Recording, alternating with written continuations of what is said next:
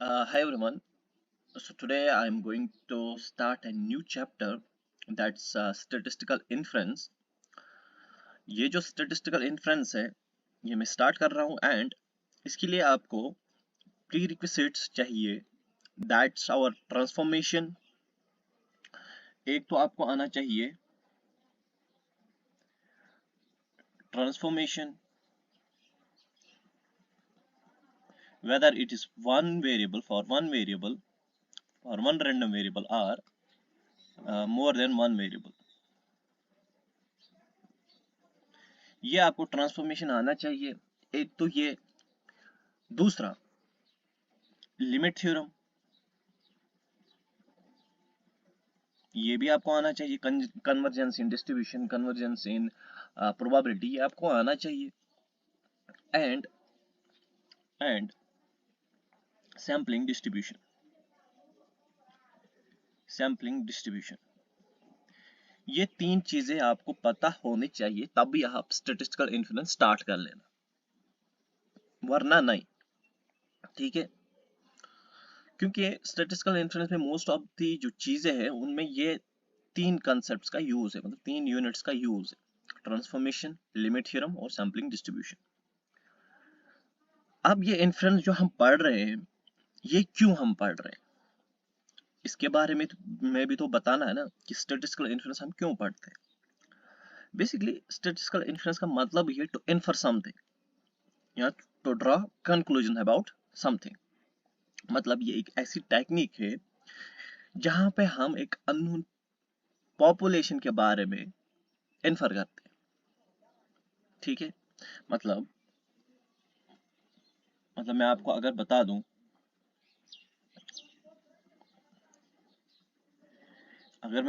दूं, कि इन्फ्रेंस में हम क्या करते हैं, टू इन्फर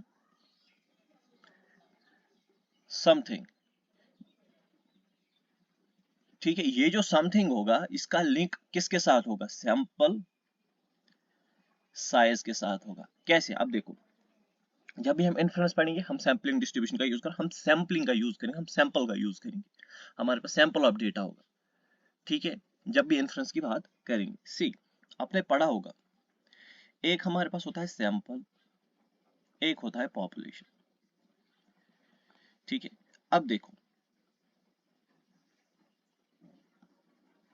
पॉपुलेशन क्या है. Population is the whole aggregate. Let's suppose हमारे पास पॉपुलेशन है 100 पीपल्स की.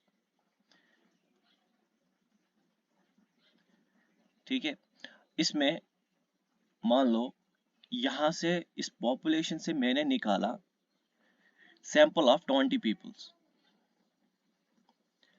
मतलब मैंने 20 लोग यहां से निकाले इस पॉपुलेशन से. That is the subset. Subset of population is known as sample.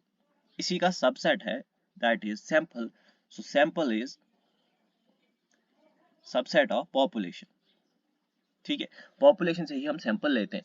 अब देखो, अगर हमें कुछ एस्टिमेट करना होगा, कुछ इन्फर करना होगा, लेट्स सपोज पॉपुलेशन के बारे में कुछ इन्फर करना होगा कि ये जो 100 पीपल्स की पॉपुलेशन है, इनका मीन जो है, मतलब किसी चीज का mean of height of this peoples is mu is equal to 6.5. 6.5 नहीं, 5.4 मान लो, या 5.5. ठीक है, इनकी मीन जो एवरेज हाइट है इन 1000 पीपल्स की, लेट्स सपोज दिस इज 5.5. यही हमें देखना है with the help of sample. तो हम क्या करेंगे, सैंपल की 20 पीपल्स लिए हमने. ठीक है, अब इन 20 पीपल्स के बारे में हम म्यू निकालेंगे. ठीक है, यहाँ एक्स बार निकालेंगे क्योंकि सैंपल है ना, हम एक्स बार निकालेंगे. अगर वो भी 5.5 समथिंग आया तो हम बोलेंगे एक्स बार जो है ये म्यू का ट्रू रिप्रेजेंटेटिव है. हमने इन्फर किया ना पॉपुलेशन के बारे में, किसकी हेल्प, सैंपल की हेल्प से. यही हम काम इन्फ्रेंस में करते हैं, to draw conclusions about a large group of people or large group of something based on the sample of data. I hope कि आपको ये समझ आया होगा इस एग्जांपल से कि यहाँ पे जो सैम्पलिंग डिस्ट्रीब्यूशन, सॉरी जो स्टैटिस्टिकल इन्फ्रेंस है, यहाँ पे यूज होगा सैंपल और पॉपुलेशन का. अब देखो,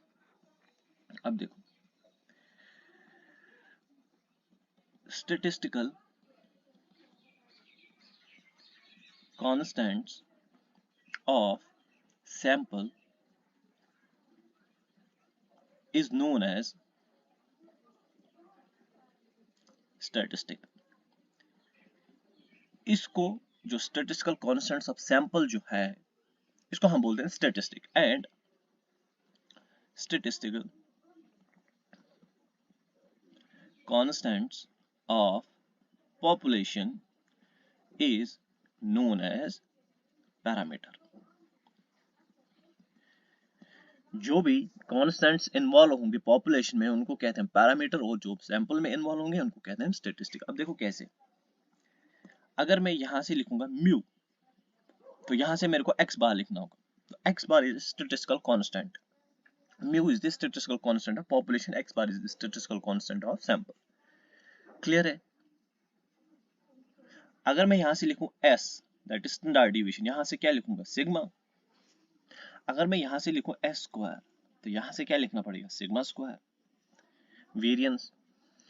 सो अगर अगर अगर एक्सपेक्टेशन ऑफ x बार आया म्यू के बराबर, यहाँ एक्सपेक्टेशन ऑफ सिग्मा स्क्वायर आया s स्क्वायर के बराबर, तब ये एक क्राइटेरिया है जिसको हम बोलते हैं हम अनबायस्ड एस्टिमेटर. अनबायस्ड एस्टिमेटर मतलब इस x बार की हेल्प से हम इसको प्रेडिक्ट कर सकते हैं, या x बार की हेल्प से हम गेस कर सकते हैं पॉपुलेशन पैरामीटर को भी, या s स्क्वायर से हम sorry this is sigma square is s square.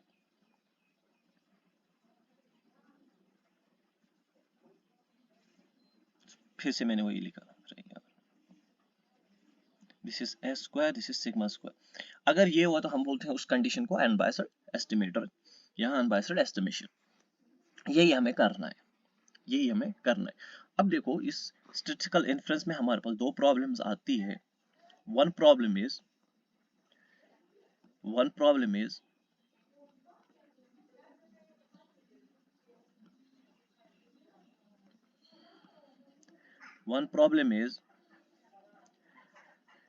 one problem is theory of estimation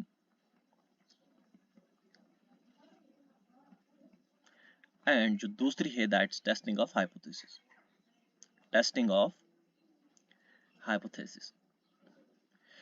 ये दो चीजें हमें इन्फ्रेंस में पढ़नी है, ये दो चीजें हमें इन्फ्रेंस में पढ़नी है. अब देखो थ्योरी ऑफ एस्टिमेशन में हम क्या पढ़ेंगे. जो थ्योरी ऑफ एस्टिमेशन है इसमें हम सबसे पहली चीज पढ़ेंगे criteria for good estimator.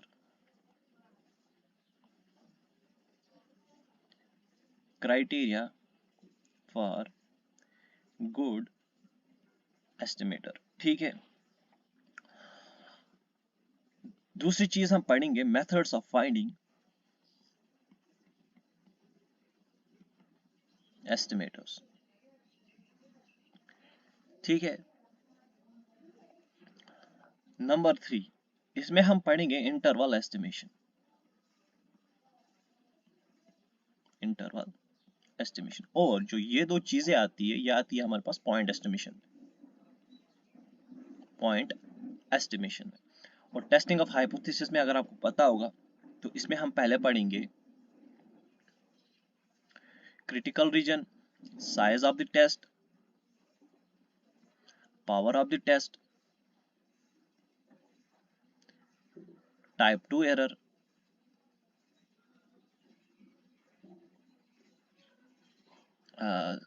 Level of significance और Neyman Pearson lemma likelihood ratio test. ये सब हम चीजें इसमें पढ़ेंगे, ठीक है. Neyman Pearson lemma likelihood ratio test है, यूनिफॉर्म मोस्ट पावरफुल टेस्ट हो गया वही. अब देखो जो क्राइटेरिया फॉर गुड एस्टिमेटर है इसमें हमारे पास 3-4 चीजें आती है, 5 चीजें आती है. अनबायस्डनेस, कंसिस्टेंसी, सफिशिएंसी, एफिशिएंसी और कंप्लीटनेस. ये चीजें हम इसमें पढ़ेंगे क्योंकि ये जो टॉपिक है यहाँ से क्वेश्चंस पूछे जाते हैं. सफिशिएंसी से कंप्लीट दिखाना है, UMVUE निकालना है.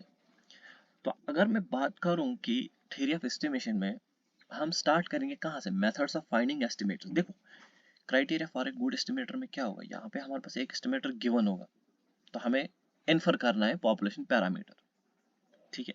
यहाँ पे हमें क्या निकालना है, यहाँ पे हमें वही एस्टिमेटर निकालना होगा, वो मैं दिखाऊंगा कैसे, या तो मेथड ऑफ मोमेंट एस्टिमेटर से, या तो मैक्सिमम लाइक्लीहुड एस्टिमेटर से, या लीस्ट स्क्वायर एस्टिमेशन से।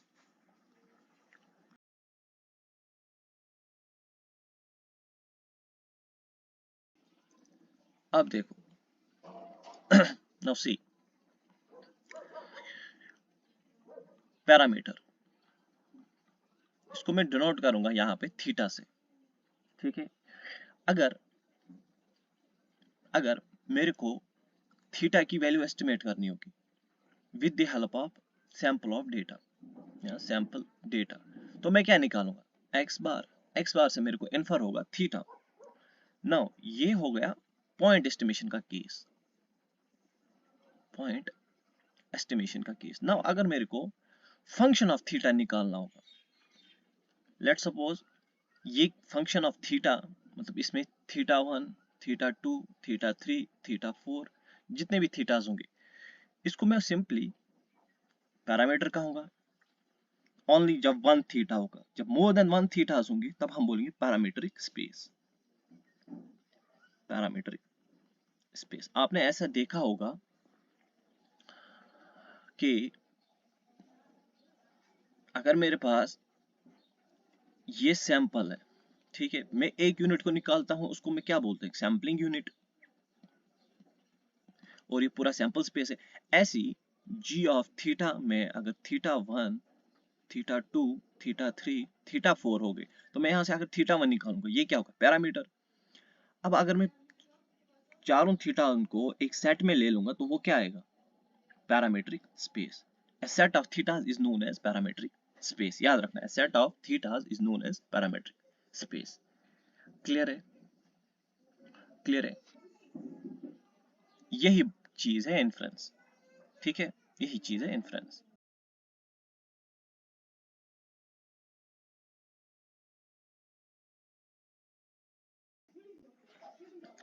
नाउ पॉइंट एस्टिमेट आपको पता है, value of statistic as a point estimate, मतलब अगर मैं स्टेटिस्टिक की बात करूं एक्स बार की, ये कुछ आया 5.5 और थीटा भी 5.5, this is the case of point estimation, this is the case of point estimation, ये तो आपको पता ही है, मैंने आपको अभी बोला। नाउ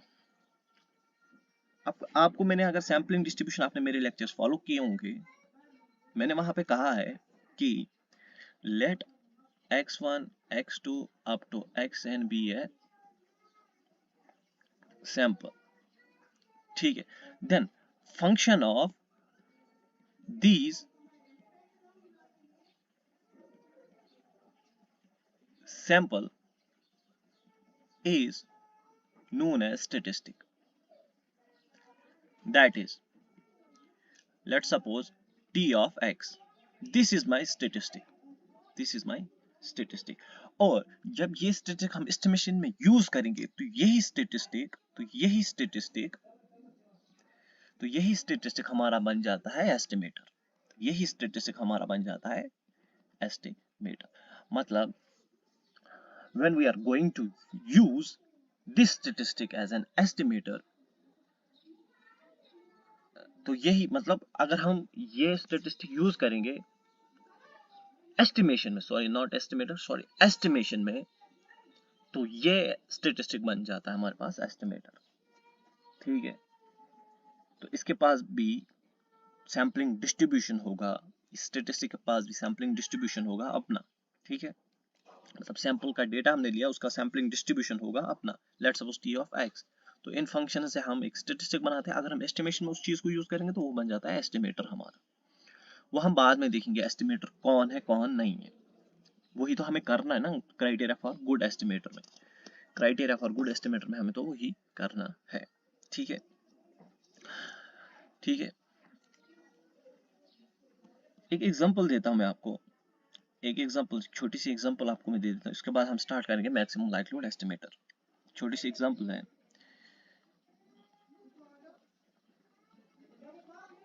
अगर x follows normal mu comma sigma square, ये आपको पता होगा, ये डिनोशन ये हमने कैसे डिनोट किया है, x फॉलोज नॉर्मल, मतलब x फॉलो करता है normal distribution with mean mu and variance sigma square. इसमें हमारे पास कितने पैरामीटर्स है, ये भी पैरामीटर है, ये भी पैरामीटर है, ये भी पैरामीटर है, ये भी अगर आपको कहेंगे कि दोनों निकालने तो हम क्या निकालेंगे, जब हम दोनों निकालेंगे, let's suppose this is parametric space को हम डिनोट ऐसे करते हैं, पैरामीट्रिक स्पेस। तो पैरामीट्रिक स्पेस में हमारे पास mu comma sigma square belongs to h belongs to h, that is parametric space, मतलब मोर देन वन पैरामीटर है ना। तो यहाँ पे अगर आपको बोलेंगे आपको ये दो चीजें निकालें, तो आप ऐसे कैसे बोल सकते हो कि मेरे को क्या निकालना है, म्यू और सिग्मा स्क्वायर निकालना है, लेकिन क्या निकालना, पैरामीट्रिक स्पेस निकालना है। पैरामीट्रिक स्पेस क्या होता है, अननोन पैरामीटर्स, अननोन पैरामीटर्स। तो अगर पॉइंट एस्टिमेशन की बात करेंगे तो म्यू की कुछ वैल्यू आएगी, म्यू की कुछ वैल्यू आएगी और सिग्मा स्क्वायर की कुछ वैल्यू आएगी, ठीक है। पॉइंट एस्टिमेशन की बात हम करेंगे। जब हम इंटरवल एस्टिमेशन की बात करेंगे, इंटरवल एस्टिमेशन की बात करें तो यहाँ पे म्यू और सिग्मा स्क्वायर किसी इंटरवल में आएंगे, किसी इंटरवल में आएंगे, किसी इंटरवल में आएंगे। इंटरवल का इंटरनल एस्टिमेशन का मतलब ही यही है कि जो पैरामीटर की वैल्यू है वो किसी इंटरवल में आएगी, किसी इंटरवल में आएगी, ठीक है। ये बात आपको ध्यान में रखनी है।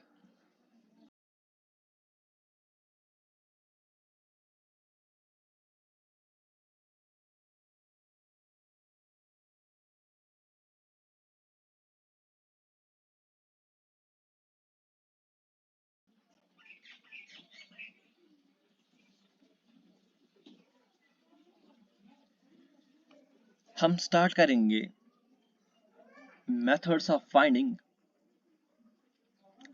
एस्टिमेटर्स, या methods of estimation, methods of estimation, ठीक है। मेथड्स ऑफ एस्टिमेशन से हम स्टार्ट करेंगे। इसमें आपको कितने मेथड्स पढ़ने हैं वो भी मैं आपको बता दूं।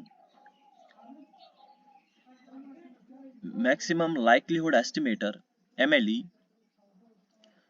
MME method of moment estimator, method of least square MLS, और fourth method of minimum chi square, method of minimum chi square. ये चार मेथड्स आपको पढ़ने हैं इस मेथड्स ऑफ एस्टिमेशन में, ठीक है। अब हम पहले देखेंगे MLE क्या कहता है हमें। MLE हमें क्या सिखाता है, basically MLE that is maximum likelihood estimation, इसको किसने डेवलप किया था, दैट वाज R.A. फिशर, ठीक है। इसको R.A. फिशर ने डेवलप किया था। सो इससे मैक्सिमम लाइक्लीहुड एस्टिमेशन में हम क्या करते हैं, हम लाइक्लीहुड फंक्शन को मैक्सिमाइज करते हैं। अब लाइक्लीहुड फंक्शन क्या होता है वो मैं आपको अभी बना के दिखाता हूं, ठीक है। देखो इसमें हम क्या करेंगे, आपको पहले ये स्टेप्स याद रखने हैं, ये स्टेप्स आपको याद रखने कि MLE का मतलब है N estimator that maximizes the likelihood function। इसमें हम likelihood function को maximize करते हैं with the help of estimator। अब likelihood function क्या होगा, likelihood function is nothing but joint density function of sample values।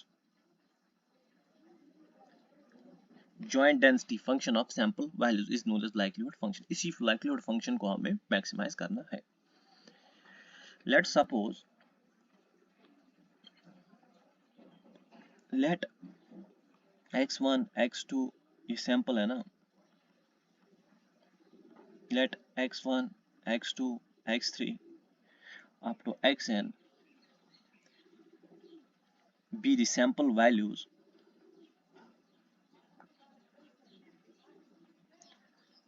then their joint density function denoted by L of theta is given by से हम अगर हमारे पास sample values है हम उनका जॉइंट कैसे लिखते हैं? L of theta is equal to उनके पास सैम्पलिंग डिस्ट्रीब्यूशन होगा, that's f of x1 theta, f of x2 theta, f of x3 theta up to f of xn theta. अब देखो x1 का डिस्ट्रीब्यूशन f of x1 और उसमें parameter theta, x2 का distribution f of x2 उसमें parameter theta, ऐसी f of xn का distribution f of xn theta. ठीक है, अगर मैं आपको ऐसे बोलूंगा रैंडम सैंपल आया ना, विद सैंपल वैल्यूज या रैंडम सैंपल ले लो, रैंडम सैंपल ले लो, not sample values. Random sample का मतलब यह है कि जो रैंडम वेरिएबल्स है वो आईआईडीज है। ठीक है, ठीक है, ये रैंडम सैंपल ले लो। अगर मैं ऐसे लिखूंगा एक्स वाई जो है बी आईआईडीज, तो f ऑफ x, y किसके बराबर होगा? f of x, f of y। यही मैंने लिखा, ये है f of x1 x2 x3 up to xn, मतलब l ऑफ थीटा जो है ये है f of x1 x2 up to xn is equal to f of x1 theta, f of x2 theta up to f of xn theta. So l of theta जो है this is nothing but product of I is equal to 1 to n f of xi theta. ठीक है, now our main task is to maximize this function, this likelihood function, but taking log, अब हम log क्यों लेते हैं? taking log on both sides, हम log क्यों लेते हैं? ताकि यहाँ पे कुछ फंक्शंस जो है, कुछ प्रोबेबिलिटी फंक्शंस जो है वो कॉम्प्लिकेटेड होगी, जैसे e raise power minus X, ऐसी कुछ और भी फंक्शंस है, प्रोबेबिलिटी डेंसिटी फंक्शंस है जिनको हम लॉग लेके सिंप्लीफाई कर सकते हैं, तभी हम यहाँ पे लॉग लेते हैं। बट ये भूलना नहीं है, हर टाइम लेना है लॉग, हर टाइम लेना है, चाहे कोई भी डिस्ट्रीब्यूशन फंक्शन इजी से इजी भी हो, लॉग हमेशा लेना है। जब हमने लॉग लिया, log L of theta is equal to log product of f of xi theta, I is equal to 1 to n। Clear है? अब log से क्या होगा? सी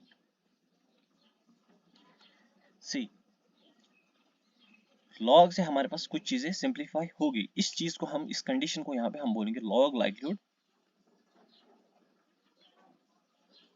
फंक्शन। log से कोई फर्क नहीं पड़ेगा, ठीक है, log से कोई फर्क नहीं पड़ेगा। L ऑफ थीटा और log L ऑफ थीटा का जो क्रिटिकल पॉइंट है वो बराबर आता है, एक ही पॉइंट पे आता है। ठीक है, तभी हम यहाँ पे log लेते हैं। log और मतलब L ऑफ थीटा और log लाइक्लीहुड, जो मतलब हमारे पास कोई फंक्शन है, जब हम उसका log लेंगे उनका जो क्रिटिकल पॉइंट होगा ना वो एक ही जगह आएगा, तभी हम यहाँ पे log लेते हैं। कंफ्यूज नहीं होना log क्यों ले लिया हमने। अब देखो, जो ही आपकी ये कंडीशन आ गई ना, आपको डिफरेंशिएट करना है, differentiate with respect to theta, मगर विथ रेस्पेक्ट टू थीटा। तो यहाँ पे हमारे पास ये फंक्शन कुछ ऐसे बनेगी, del log L of theta divide by del of theta. जो ही आपके पास यहाँ पे कुछ वैल्यू आ गई, कुछ वैल्यू आ गई, कुछ वैल्यू आ गई, इस कुछ वैल्यू को आपको 0 के बराबर पुट करना है और यहां से थीटा हैट की वैल्यू आपको फाइंड आउट करनी है, क्योंकि इसमें इन्वॉल्व होगा थीटा, क्योंकि विद रेस्पेक्ट हम थीटा डिफरेंशिएट कर रहे हैं। ठीक है, मतलब थीटा की कुछ वैल्यू आ गई, theta hat is some value आ गई, थीटा की वैल्यू, यही जो सम वैल्यू होगा यही होगा हमारे पास एमएलई। बट इसको हम चेक कैसे करेंगे क्या ये सच में एमएलई है? तो उसके लिए भी हमारे पास एक चीज है, मैक्सिमा और मिनिमा देखने के लिए हम डबल डेरिवेटिव करेंगे, log L of theta divide by del square theta, del theta square. अगर ये लेस देन 0 आया, अगर ये लेस देन 0 आया तो क्या मिलेगा? तो क्या मिलेगा?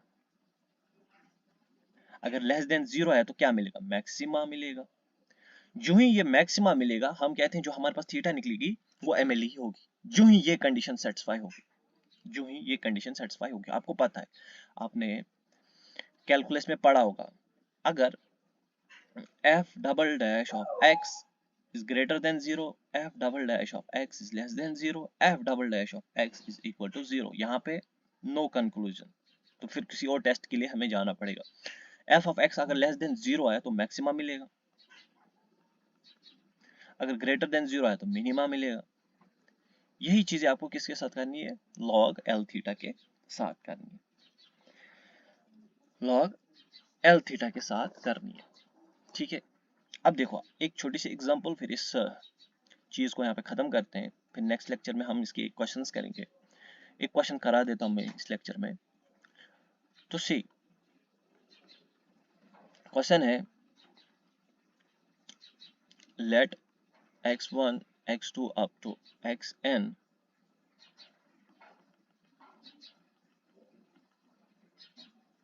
let x1 x2 up to xn be a random sample from normal with normal population with mean mu and variance sigma square. Find MLE of mu। ठीक है, मतलब हमें किसका MLE निकालना है? म्यू का निकालना है। अब देखो इसको हम कैसे करेंगे, इसको हम कैसे करेंगे? See simply what's f of x? Normal distribution का PDF, that's 1 upon sigma under root 2 pi e raise power minus x minus mu upon sigma का होल स्क्वायर डिवाइड बाई 2। और यहां से जो म्यू है वो between minus infinity to infinity होगा और सिग्मा स्क्वायर होगा ग्रेटर देन 0। ठीक है, ये है हमारे पास f of x of normal distribution. अब अगर मैं L ऑफ x का म्यू, म्यू क्या है यहाँ पे? यहाँ L ऑफ म्यू भी आप लिख सकते हो। म्यू क्या है यहाँ पे? L ऑफ थीटा लिखो यहाँ पे, तो थीटा क्या है? थीटा म्यू है, that is f of x1 x2 up to xn comma theta या म्यू, तो L of mu is equal to f of x1 comma mu, f of x1 mu, यहाँ आप सीधे ऐसे लिखोगे f of x1 comma theta, f of x2 comma theta, f of xn comma theta. Theta क्या है यहाँ पे? Theta mu है यहाँ पे। अब देखो इसको हम प्रोडक्ट में लिखेंगे,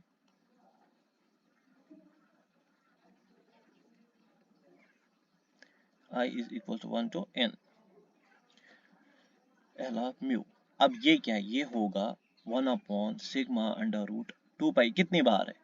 n टाइम्स है, e raise power minus 1 by 2 summation xi minus mu upon sigma का होल स्क्वायर। देखो आप कैसे इस चीज को समझना, इसको मैं कैसे लिखूंगा। ये तो बराबर है, आपको पता है ये कैसे है। पहले 1 होगा, फिर 2 होगा, फिर 3 होगा, मतलब कितनी बार होगा, ये n बार होगा। e raise power minus 1/2 x1 minus mu upon sigma का whole square, e raise power minus 1/2 x2 minus mu upon sigma का होल स्क्वायर, ऐसे ही चलेगा ये। तो बेसिस ये तो सेम है ना, तो इन चीजों का क्या होगा, ऐड होगा, क्योंकि e रेज पावर ये सब ऐड होंगे। क्या होगा, ये सब ऐड होंगे, ये सब ऐड होंगे। माइनस को बाहर निकालो और पूरा ऐड होगा, पूरा ऐड होगा। ये कुछ नहीं करना है, बट यहाँ पे पहले 1 पुट करना है, समेशन को हटाना है, यहाँ पे 1 पुट करना है, फिर e raise power x2 minus mu upon sigma, फिर e रेज पावर, फिर जब माइनस 1/2 कॉमन ले लोगे तो ये क्या आएगा, समेशन, या ऐसे xi minus mu upon sigma का whole square plus x2 minus mu upon sigma का whole square plus up to so on. ऐसे ये हम इसको करेंगे, ऐसे हम इसको करेंगे ताकि ये समेशन में आ जाएगा। अब क्या आया हमारे पास, एल ऑफ म्यू क्या आया हमारे पास, ये आया फंक्शन ऑफ दिस, ठीक है। इसके बाद मैंने आपको क्या कहा था, लॉग लेने के लिए, log L of mu that is log m raise power n। ये क्या होता है, n log m, n log m, और log mn किसके बराबर होता है, log m plus log n। log m by n किसके बराबर होता है, log m minus log n। So इसको क्या करेंगे हम, ये नीचे आएगा, log 1 upon sigma under root 2 pi. अब इस पे log क्या होगा, तो पूरे पे है ना, तो log e किसके बराबर होता है, 1 के बराबर होता है, तो log e 1 होगा ना, तो ये क्या आएगा, माइनस 1/2 समेशन एक्स आई माइनस म्यू अपॉन सिग्मा का होल स्क्वायर। यहाँ पे कंफ्यूज नहीं होना, क्योंकि ये अलग है, ये पावर में है, ये पूरा पावर में, और e रेज पावर पावर, सो log e तो पावर बचेगा, तो पावर बचेगा, ठीक है। तो ये आया ना मेरे पास। तो यहां से अगर मैं देखूं, यहां से अगर मैं देखूं, यहां से अगर मैं देखूं, इस चीज को मैं ऐसे लिख सकता हूं, n log 1 minus n log sigma multiply under root 2 pi minus 1/2 summation I is equal to 1 to n xi minus mu upon sigma का whole square। अब ये as it is log 1 minus n log sigma minus n log under root 2 pi minus 1/2 summation I is equal to 1 to n xi minus mu upon sigma का whole square.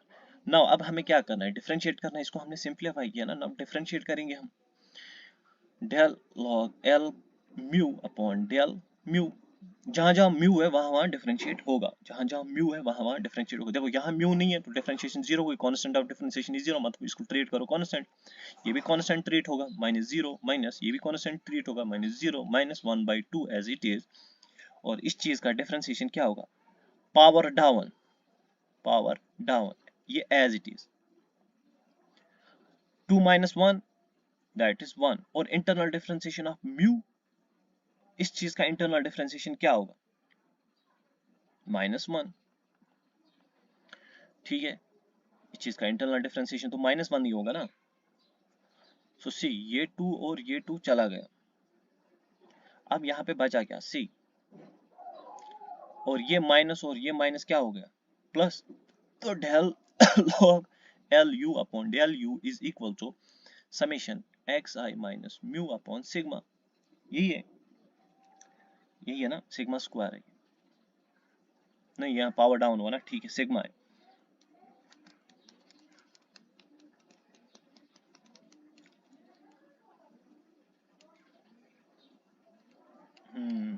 तो अगर मैं देखूं,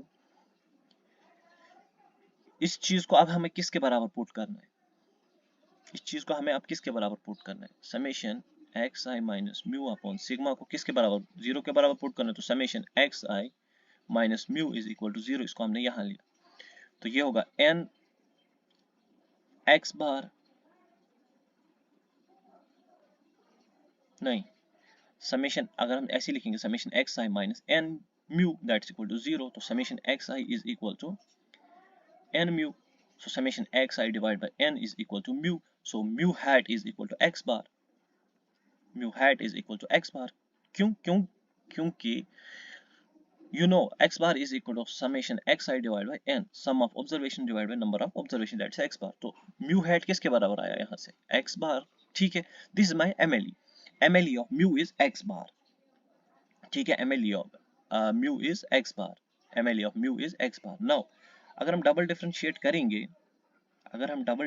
करेंगे, so del u square, del square किसको, log l of u, वो क्या होगा, वो होगा क्या, सी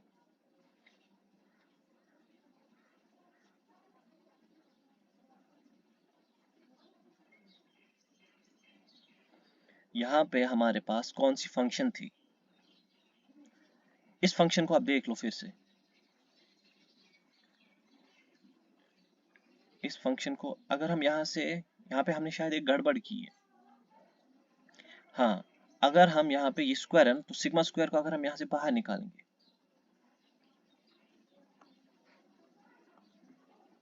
सिग्मा स्क्वायर को यहाँ से बाहर निकालो, ठीक है, ये ठीक है, सिग्मा स्क्वायर यहाँ से बाहर निकाला था हमने।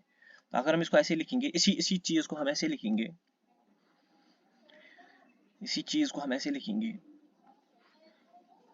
वन अपॉन, पहले हम इस चीज को लिखेंगे, क्योंकि हमने फर्स्ट डेरिवेटिव किया था ना, del log L you upon del U, इसको हम कैसे लिखेंगे, one upon sigma square summation x आई माइनस म्यू। तो इसको हम ऐसे लिख सकते हैं, one upon sigma square summation x आई minus one upon sigma square summation mu. तो अब इसी चीज को हम डबल डेरिवेटिव करेंगे, देख लो क्या आएगा।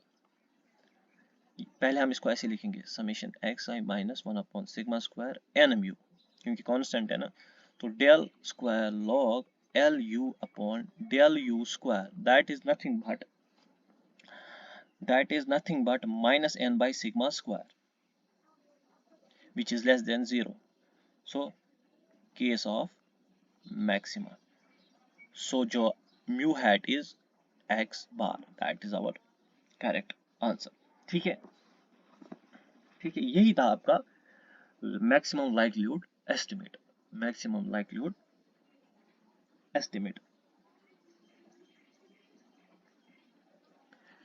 अब देखो, इसी के साथ साथ, इस क्वेश्चन के साथ साथ एक छोटा सा कंसेप्ट है, that's likelihood principle. Likelihood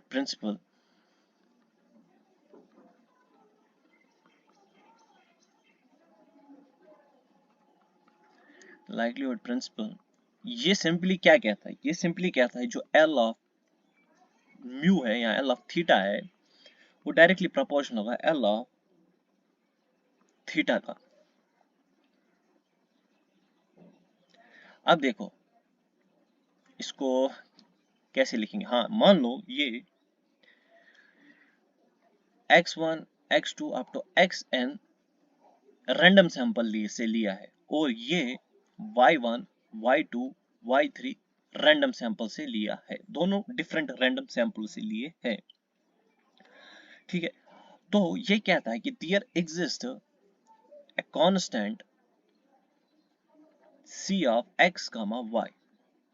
constant किन का होगा, combination of random sample x1 x2 xn और combination of y1 y2 random sample of y1 y2 yn। so ये कहता है कि L of theta जो है, L of theta given x, मतलब जो हमने random sample x1 x2 up to xn से लिया है, this will be proportional to L of theta given y।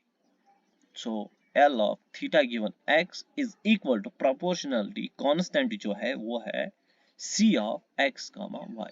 This is c of x, y, L of theta given y. This is likelihood principle. जो भी फिर then the conclusions drawn from x and y, ये कहता है जो भी conclusion drawn होते हैं फिर x एंड y से, they should be identical. And remember, this is the constant, this is not dependent on theta, ये खाली constant है होगा. ये है likelihood principle.